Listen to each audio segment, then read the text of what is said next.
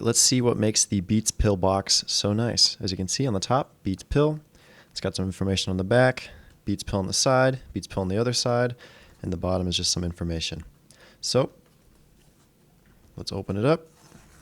It says to tear it right here. Let's see how simple it is to actually open this box. Super simple, quite like that. The inside of the box has a little bit of packaging to prevent stuff from breaking. The Beats Pill itself looks phenomenal in the box. This is a very nice little presentation as well. Kind of fun. Pull this out. That comes out of the little hole right there. Looks like we got some manuals and stuff. We got the product right here.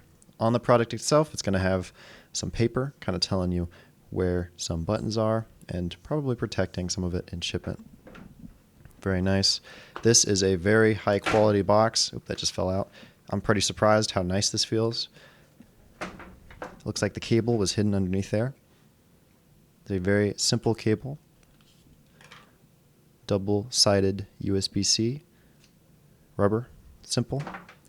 And some information. So yeah, overall, super simple unboxing experience. Let's get into reviewing this bad boy.